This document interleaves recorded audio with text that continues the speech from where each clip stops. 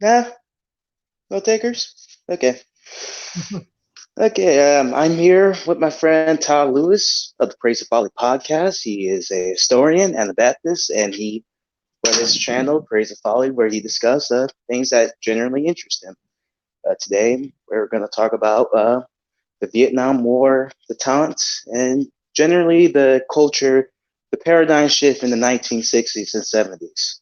So, how are you, Todd? I'm doing good. How are you, Volt? Fine.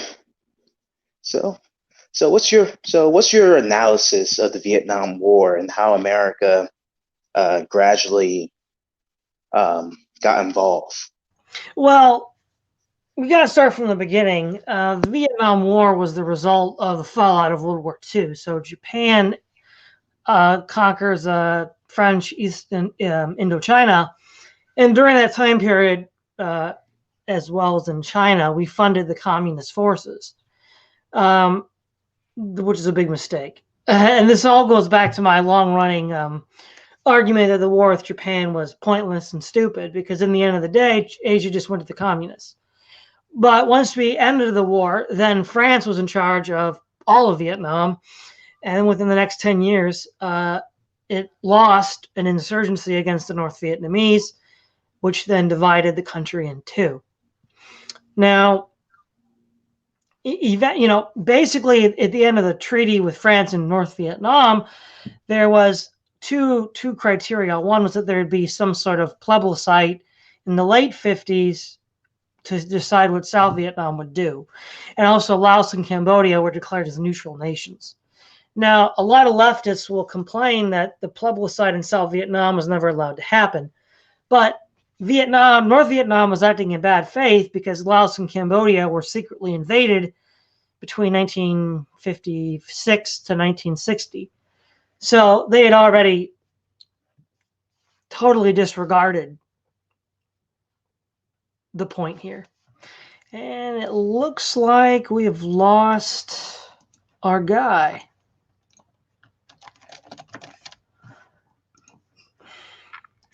So, yeah, but I guess to just double down on it, the French, being in control of Indochina was sort of the gateway to Southeast Asia. So when Japan and later the communists wanted to gain control of Indonesia, they had to go through Indochina.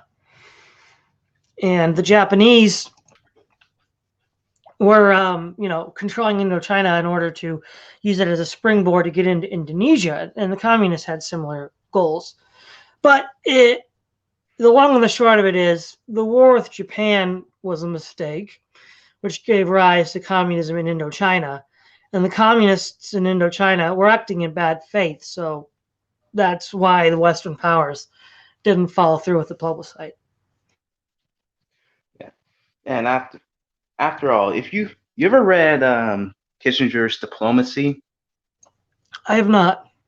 okay, it's actually like a it's a decently well written, well argued book, but he has several chapters on Vietnam. Naturally, he does, and he sort of just go over is that it was America's Wilsonian tradition that sort of just embroiled the Vietnam to eventually led to this rather to this tragedy of Vietnam. Even though it was part of that, that mode of thought, no, basically promoting self determination. But in the end, they end up supporting a really corrupt and unpopular government in South Vietnam, and also they also understood by the time of the Nixon administration, after Johnson and Kennedy pretty much exhausted all their options, they understood that they needed to extricate America from Vietnam, well, rather through controversial means, as we all know. So, my reason why I want to talk about this is because it sort of marked the shift of the change and tone in American politics as congressional politics became more rigid and more basically more inflexible over time. And also culturally speaking, you see this rather generational revolt, and also these these big university riots that they had, and also several other moments. It was really a big time of polarization in America. In America, you have basically a war that's killing about 1,000 Americans a week, and they're seeing this on newspaper, the news media, and they're also seeing basically a breakdown of legitimacy with the government, partly due to Watergate and other factors. It's more of a big it was more of a crisis legitimacy for people who are trying to govern the nation and also maintaining their credibility abroad as well. Mm-hmm. So, so what I'm trying to get at is that how basically the American right at the time pretty much lost all semblance of control in their values, just sort of marked a shift in more, let's say, more libertine val- value in a social system. It was more of a reestablishing of a new social contract with their, with their government. Just Yeah. Well, the sort of social change. Well, the sort of social changes that you're discussing, of course, did sort of predate Vietnam, at least large scale American activity, which is generally considered on 1965 with I think it was Da Nang, but we see that the on the one hand, have you seen like the Yuri Bezmenov videos on YouTube? no, So he was like a Soviet spy who defected to the West, and he talks a lot about subversion, how the communists infiltrated Western institutions in order to subvert them, to make them vulnerable to defending themselves. And he mentioned he pinned he.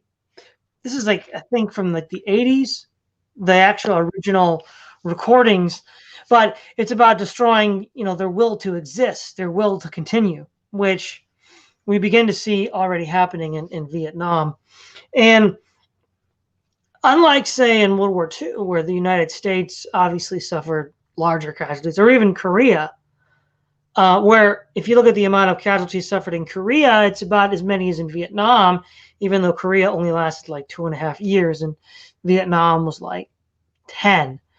I think one of the reasons why Vietnam became increasingly unpopular is it was a long war that didn't really bring a decisive victory.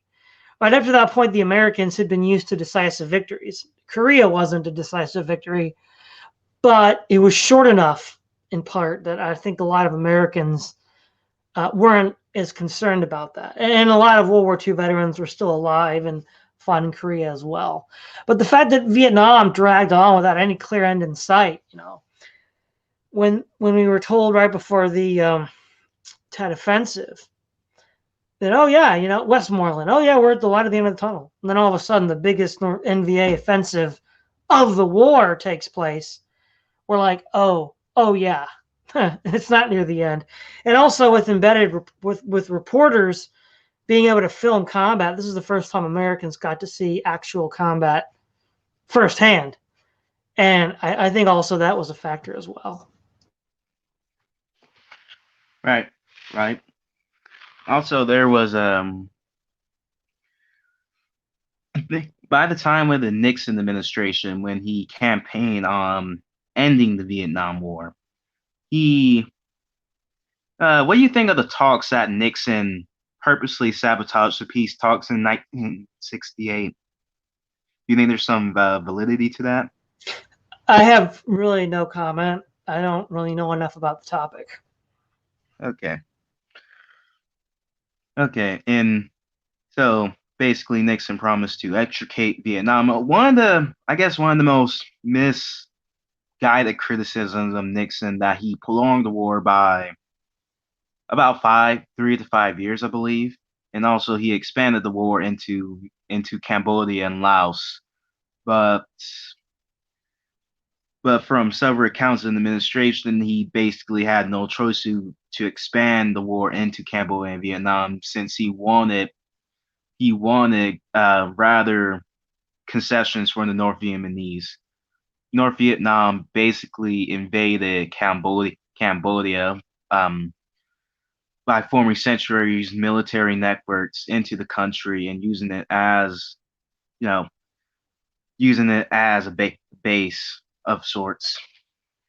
So that's why you have like bombing, harsh bombing campaign, which turns out was really indiscriminate, killed a bunch of civilians, as we know from the opening of archive rate, from the opening of the archive since the Clinton administration, and and other things. But to get to the heart of the matter is that one of the things I will probably will get one of the reasons I will praise Nixon on is basically just ending trying to end the war. Like he was actively trying to end the war, not trying to prolong it, but he was more so just trying to demand concessions for the North Vietnamese.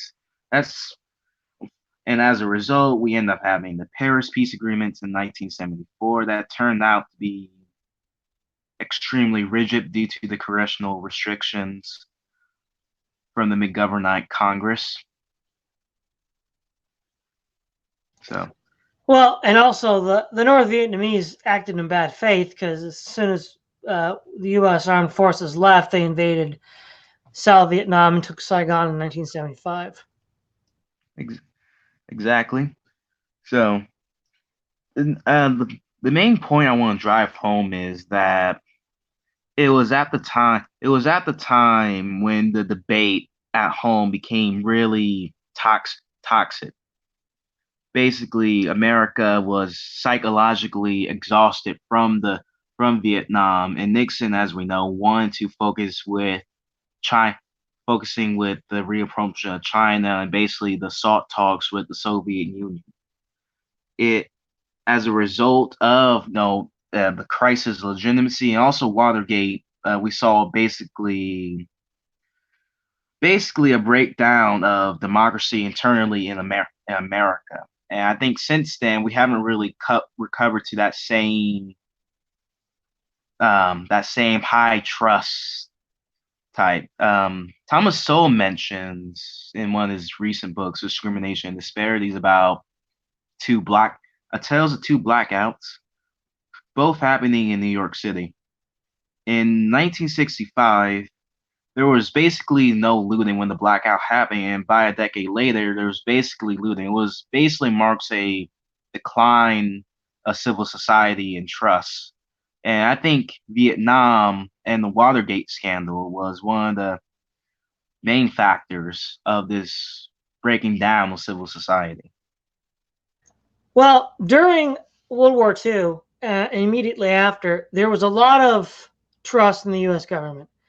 Uh, People were very, I guess you could say, naive, but they trusted the U.S. government implicitly. So from FDR to Truman to Eisenhower to JFK to beginning with Johnson, because he did not run for re-election due to increasing scandals.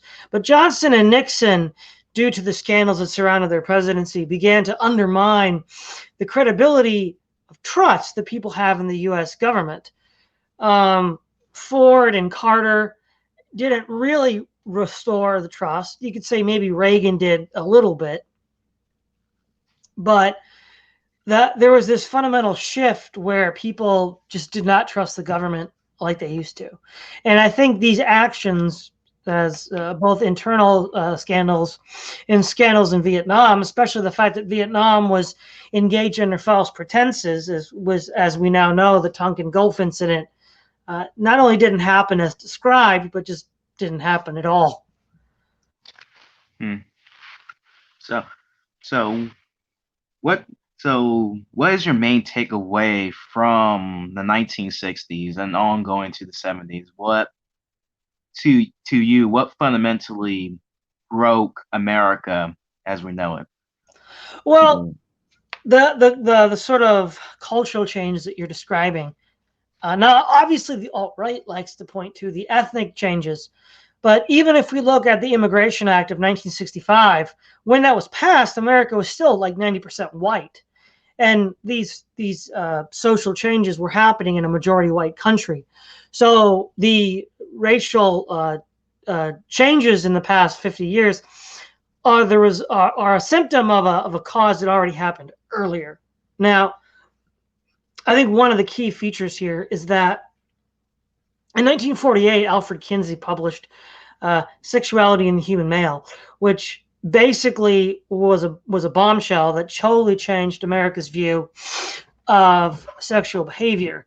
Now, it was, of course, entirely fraudulent. He included in his um, pool of samples of American males, criminals, pimps, gangsters, prison inmates, without necessarily differentiating.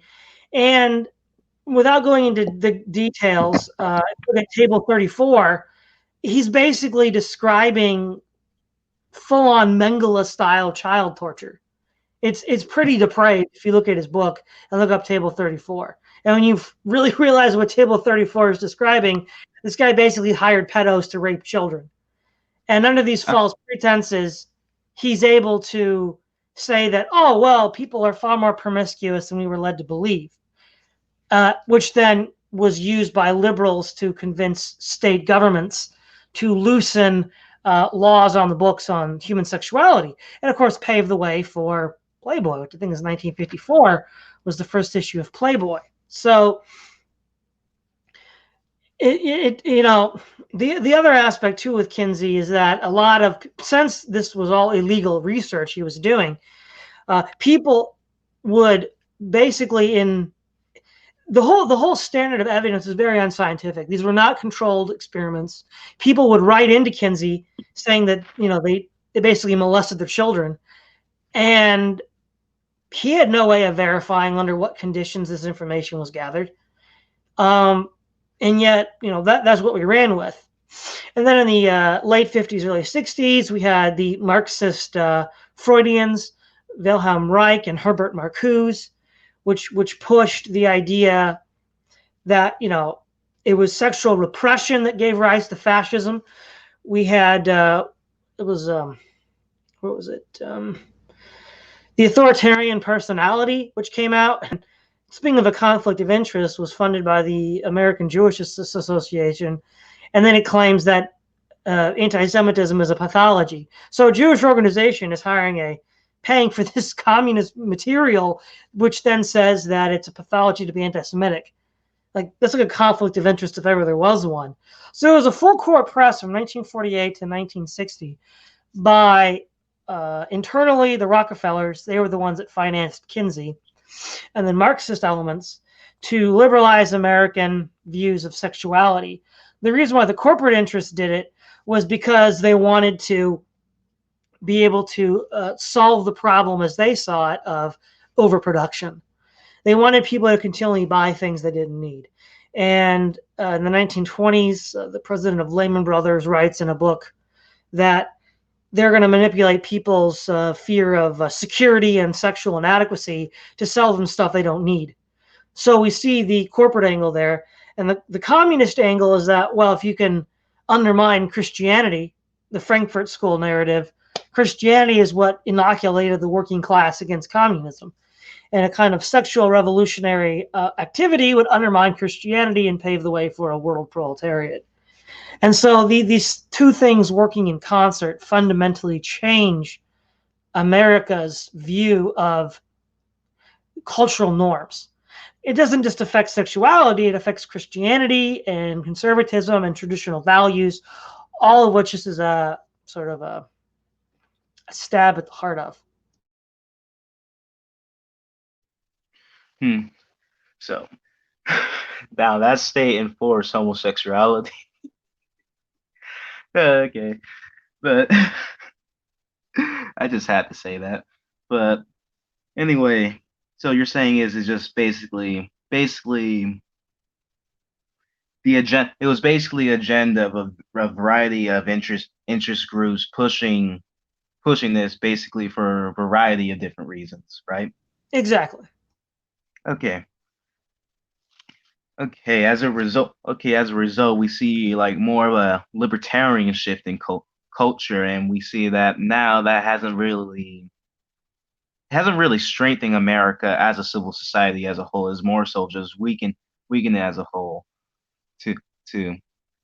And on back to the international scene, when when Nixon was in office, we I guess one of the most unique factors about Nixon presidency is more about how he conducted world politics. I think he has a very, let's say, paleo-conservative view. I think Pat Buchanan was, despite him being a isolationist or other, despite him being more skeptical of American power, I think he can agree to Nixon foreign policy at the time since he read two books about him.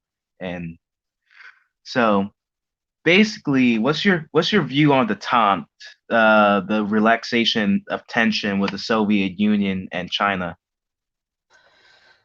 Well, from the point of view of ending the war in Vietnam, since much of Vietnam's supplies came overland through China, in order to put pressure on North Vietnam to end the war, Nixon had to cut at their support from China. So there's a certain, of course, practical utility in doing that. And since the Soviet Union and America had such large nuclear arsenals, I think in general, avoiding a direct confrontation with the Soviet Union at this point was definitely a good idea because the results would have been a nuclear exchange, which once it began would be difficult to limit. Hmm. Okay. Okay. Also, from while Kitchener was office, he gave a speech. It was about turning. It was about, he said in his own words, it was about turning a ideological conflict into a constructive effort to build a new world. And quote unquote. So pursuing, let's say, SALT, the strategic, I just call it SALT. I don't remember the whole acronym, but also permitted he as an end result, it pretty much allowed America to remain on top because they exploited the Soviet Union like basically military backwardness and basically the how um how unreliable their computer technology was while allowing them to modify their own missile and defense things. I can't talk right now. Um, bas- Basically, in the end, the salts was in favor of Americans. That's the heart of the matter here. And afterwards, are you familiar with Henry Jackson or Scoop Jackson? No, I'm not. Okay. As a prop thing is, he basically formed a rather, he's basically a proto neoconservative or was a neoconservative. So he was not in favor of the strategic arm limitation talks, the first one. So he had the Jackson, so he formed a conservative coalition to enact the Jackson Valak Amendment, basically demanding strategic numerical equality with the missile defenses, and also permitted Soviet Jewish immigration. That that's that was his main role in that. He was one of the main factors of undoing detente, and Carter put the nail on it. Sort of put the nail on it, but it was also really the invasion of Afghanistan in 1979 that also officially put the end of detente as well. Yeah, But even, go ahead, sir. oh, what are you about to say? No, no, go ahead. Okay. As we know now, as we know now, at its peak when Nixon, well, not Nixon, but when Kissinger was at his power around at the height of his power around 1973 and 1974, we saw the outbreak of the Yom Kippur War or the Six Weeks War or the October War between Israel and Egypt. And was Syria also involved in that? Yeah, Syria was also involved. Okay. Okay. That was sort of the taunts operating at his best, and also show a weakness of the taunt as well. When at its best, it basically the United States convinced the Arab world to expel the Soviet Union and their proxies. And also it shows that Egypt, as a autonomous power, was able to outmaneuver the Soviet Union and the United States. there in his recent history in his book, John Lewis Gates, the Cold War professor, or yeah, him. He wrote a biography of my George Kennan, who's my profile pic right now. Wrote a book called A Cold War: The New History, and he noted that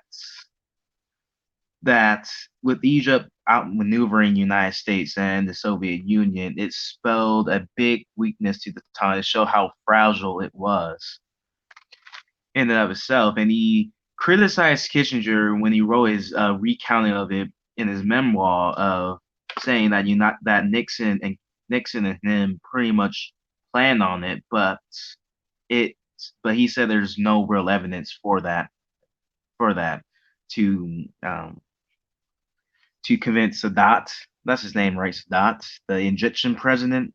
Yeah, Sadat. Yeah, Sadat, to to expel the Soviet Union. It was more of his own vindication, also the maneuverability of middle powers to do so. One of the main assumptions of the time that basically the two superpowers can pretty much control their sphere of influence without impunity, but with Egypt pretty much demonstrating that they have autonomy and they can make their own decisions. It's just spelled a big weakness in that grand strategy. That's the trying to say there. Mm-hmm. And as we saw in the 70s and 80s, the non-aligned parties became increasingly more influential. Obviously, the Soviet invasion of Afghanistan turned a lot of third world groups against the Soviets. They had generally been like India had been sort of soft on the Russians. In fact, they'd been seeing eye to eye in the Third Indo-Pakistani War. But with the invasion of Afghanistan, the Soviets kind of that was a big geopolitical disaster for the Russians. Not only did they lose that conflict, a lot of their political allies around the world turned against them. Hmm. Yes, just again looking at the comments for a bit, but and for anyway, I guess one of the big geopolitical so basically the 70s was basically like victory for the United States or victory for the Soviet Union. Also on China, where they were when on China though, when Nixon decided to reapproach China, opening to the West, or basically as he put it, opening uh, allowing China to join the community of nations in his own terminology. He was basically he was playing the long game because he knew that having a big industrial power such as China on the side of the United States and rest will be a big strategic blow to the Soviet Union in the long run of things. And they also benefited economically speaking. They also benefit, culture exchanges. It was a big win for the United States in the wrong run of things, but as we head to the 21st century, we are kind of seeing the loss of those gains since there's no common adversary, there's no common enemy to basically outmaneuver, like such as the Soviet Union, or containing a regional conflict such as Vietnam and Cambodia, and basically Indochina as a whole. We're losing those games, but at the time it was a big success, a big breakthrough at the time. Well, yeah, at the time, breaking the Sino-Soviet alliance was a big deal. And of course, during the 70s and 80s, the Soviets had more military assets deployed on the Chinese border than against NATO, which shows you how seriously they viewed the Chinese threat. Um, Furthermore, we got Vietnam mired in Cambodia. So Chinese and the United States funded Pol Pot in the 80s, well, was left of his regime. And we collaborated in Afghanistan against the Soviets. Everybody likes to talk about U.S. aid to the Afghans, but China supplied a great deal of material as well. And then China kind of won a coup against the Soviets in Rhodesia, where their backed force led by Mugabe took over instead of the Soviet backed forces. So the Chinese were beginning to make some serious gains as well. as well. So what is the main what have we learned today, Charlie Brown?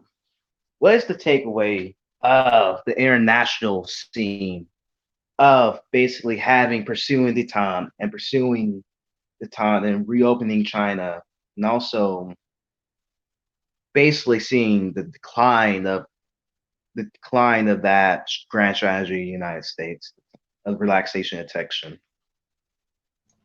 Well, in the short term, it was successful. It brought down the Soviet Union, and China played. That's what's interesting, right? China's role is often ignored, but in Afghanistan, which is really the graveyard of the Soviet Union, China was very influential. It was geographically much closer, um, and contributed a lot of material as well. So it's not just U.S. efforts in Afghanistan that led to the defeat of the Soviets, as well as tying down troops in the far eastern provinces.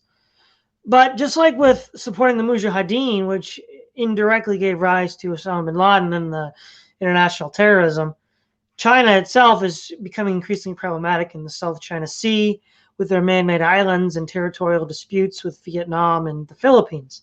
And of course, it's all come full circle now because now Vietnam is seeking a military alliance with the United States against China.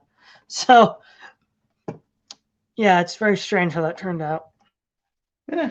You think it's kind of inevitable, like Vietnam siding with the U.S. against China, because historically they did not always have the best relationships since the Chinese conquered Vietnam several times in its history.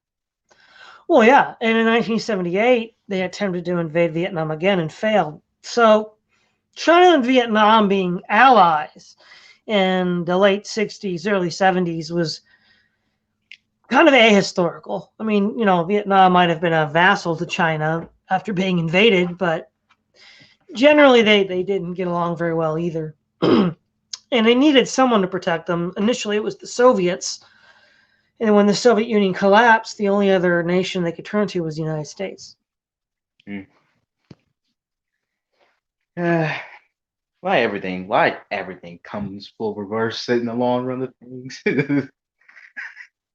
Well, the uh, United States has a pretty crummy track record of interventions. We often intervene in a place and it gets worse. Afghanistan is a case in point. Although Afghanistan is kind of in the graveyard of empires for the majority of its history. I mean, the British tried to take over Afghanistan. They end up it was a big embarrassment for them. Yes. Yeah. Mm. Well, yeah. I mean, it was bad for the British as well. But I think also you were one of the things also about I guess the détente is you were mentioning how it was taking advantage of the Soviets' lack of industrial development and computer technology. Uh, how exactly? Can you explain that again? Okay, it's okay. One of the when they were negotiating the strategic arm limitation talk back then, it was like a 3 year negotiation, but Nick Kissinger pretty much allowed a slight a slight numerical edge in returns of missiles, such as allowing them to have hot, allowing them to have like more ABMs or more ISMBMs, whatever. But he justified that as saying the United States has the ability to modernize their defenses to keep in parity with the Soviet Union. Oh, That's I see. Yeah, because our weapons are better than the Soviet weapons. By keeping parity, we win. yes. Yeah, yeah. Sorry, I'm slightly unclear. Sorry, I was kind of jumbling my words there. That's okay. No, I see that now. By yeah, Nixon on the international level was actually quite successful in getting what he wanted. You also mentioned Egypt earlier, and even though Egypt militarily lost the Yom Kippur War, just like North Vietnam militarily didn't win a single battle, it didn't matter because, like North Vietnam, Egypt won. It got Sinai, it got Suez, which prior to Yom Kippur had been owned by Israel as a booty from the Six Day War. So, And expel the Soviet Union from the Middle East for the time being. and also put Egypt in a commanding position, culminating in the negotiations in 1978 with Israel. Hmm. What's that? The Camp David Accords under Carter. Yes. Okay. Oh, Jimmy Carter. I actually really like Jimmy Carter. He's kind of underappreciated, but okay, let's. I didn't plan to get into the 80s, but it's kind of that seems to be the natural course of this conversation. Well, the natural course of this conversation is Afghanistan, the Soviet Vietnam. Well, yeah, I think yes. what Afghanistan demonstrates is that while Vietnam was a no-win situation for the United States, the U.S. political system was more resilient than the Soviet political system, and a defeat like that we could rebound from. But the Soviets, with their defeat in Vietnam, Afghanistan, they couldn't rebound from.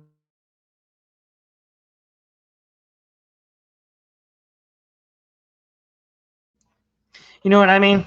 So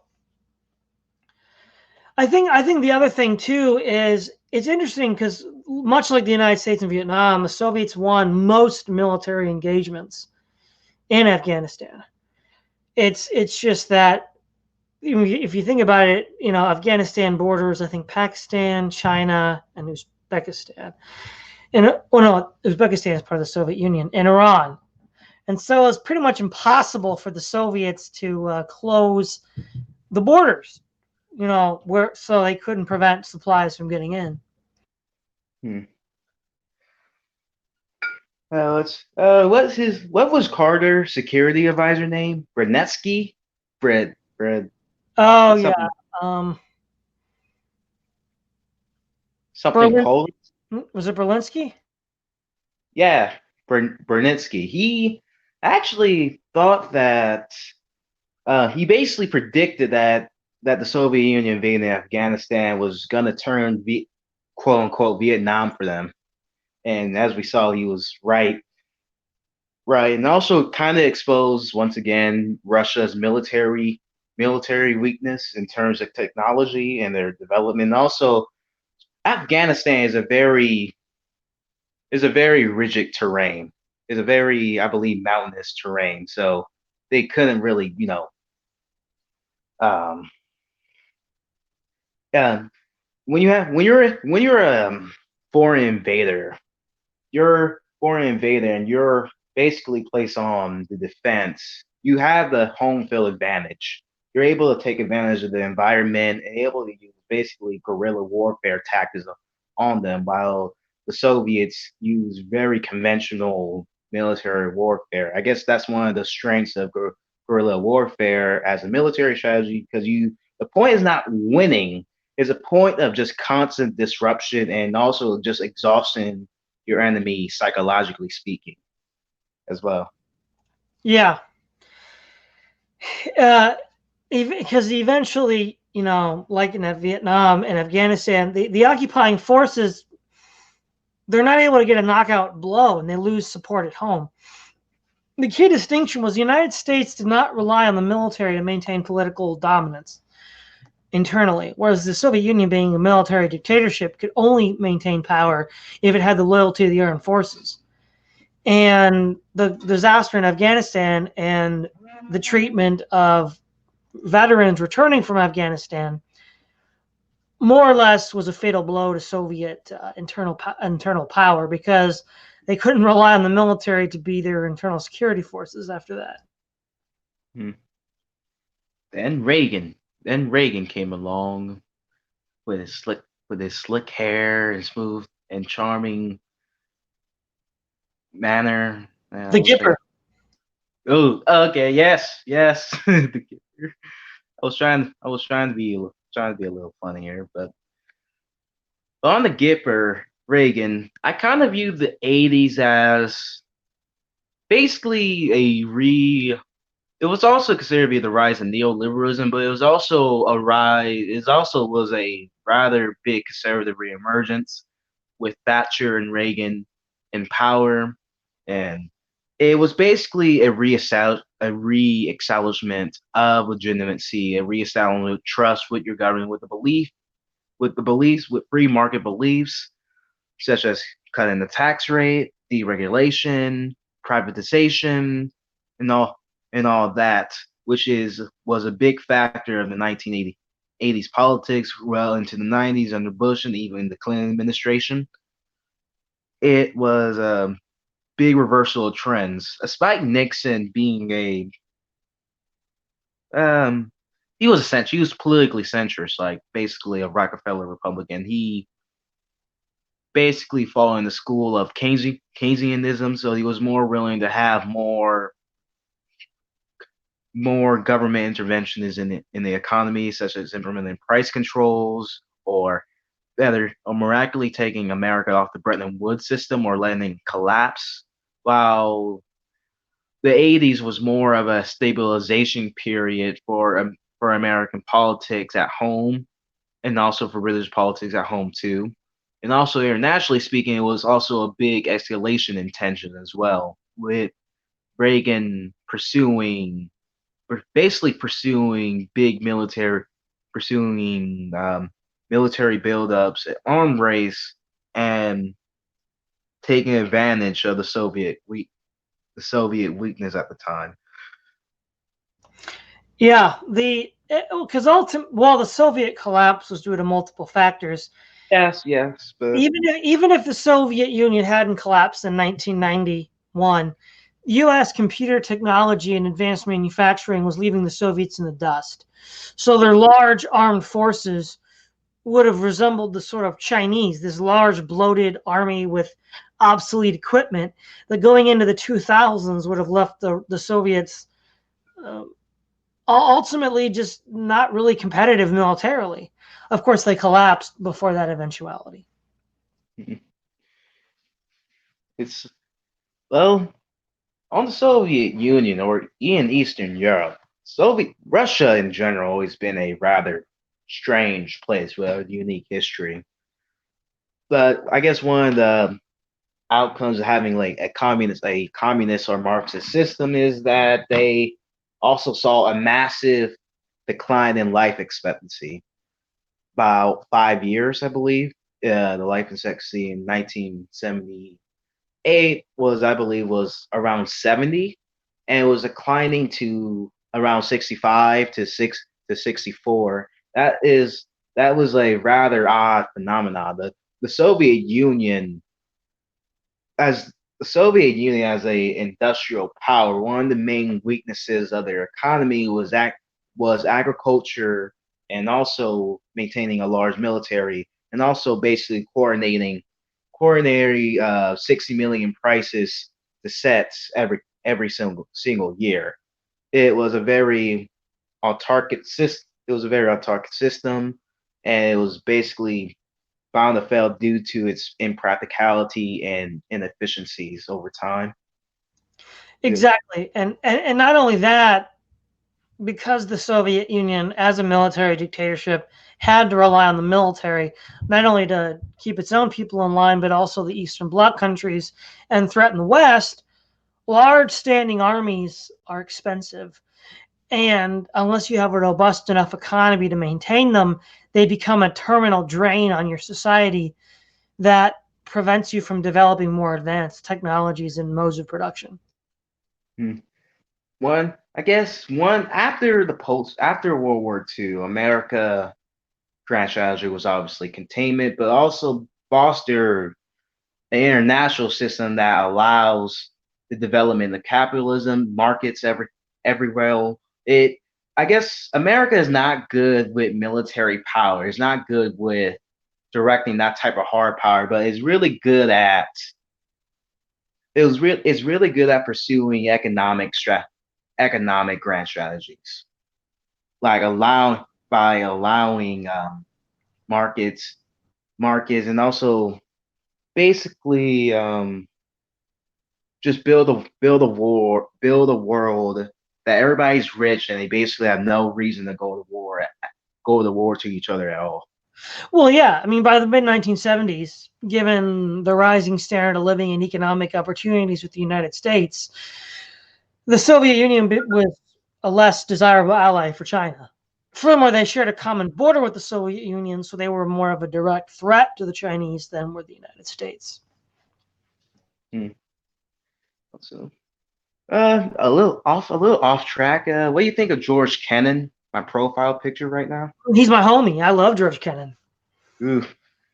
Okay, I think it's appropriate to bring him to the discussion since he was pretty much alive. And actually, it's amazing how long he lived. Well, to see all the events unfold. And his perspective was that, of course, he was heavily critical of the Vietnam War. He was also he was also at the time supportive of the Marshall Plan, also supporting aid, uh, supporting Truman to give aid to Greece and Turkey to resist communism.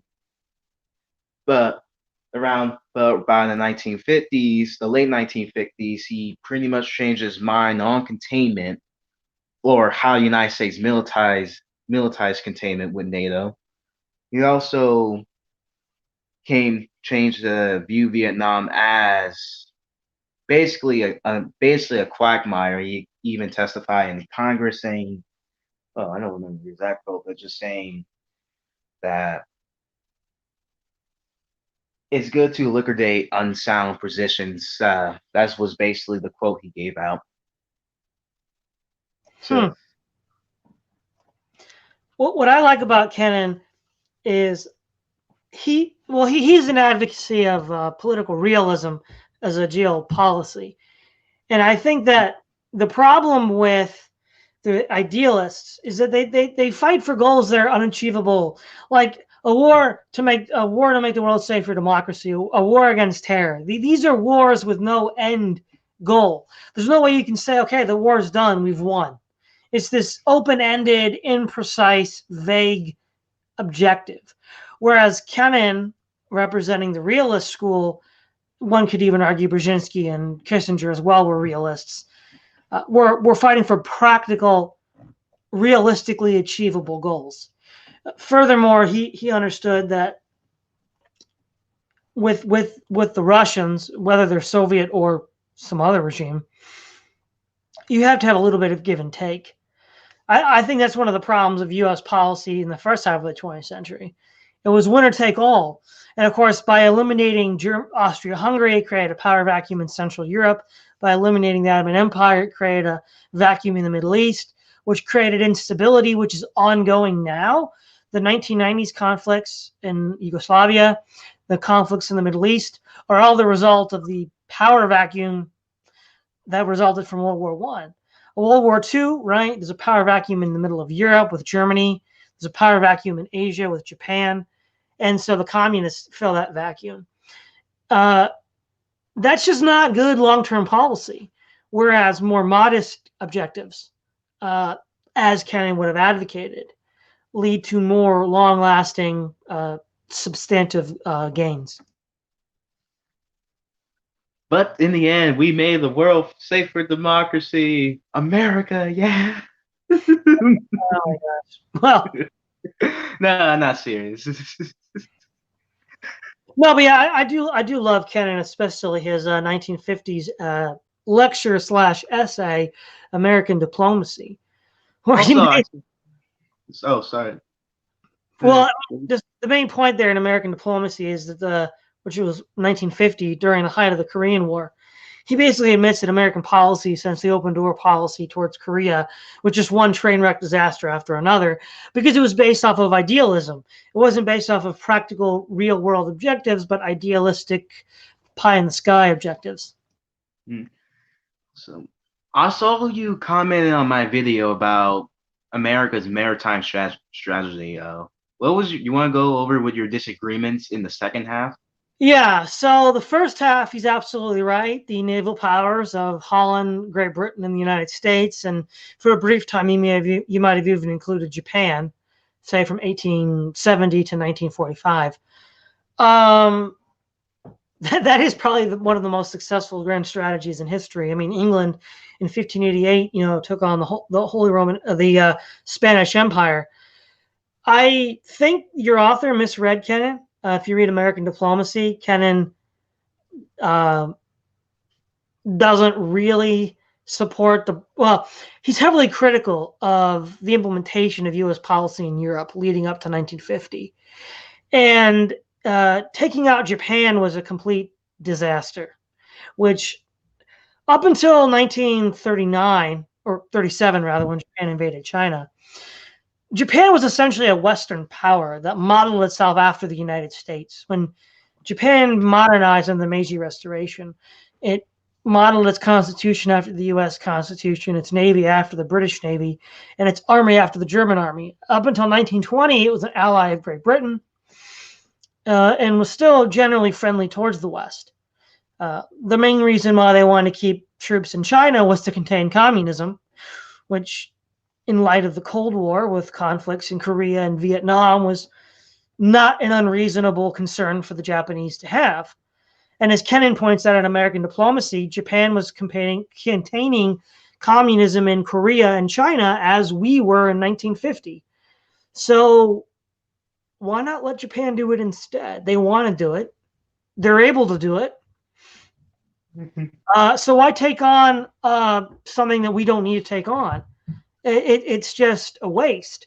And then in Europe, the mishandling of the two world wars led to the Soviet hegemony over Eastern Europe and a global threat, which neither Germany nor Japan were capable of representing.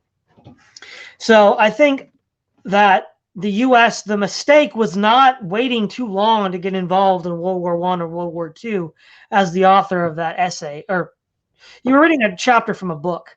So as the author of that would have stated, God and Gold by Walter Russell Mead. You heard that name before? I have not heard of him. The mistake was to get involved in the first place.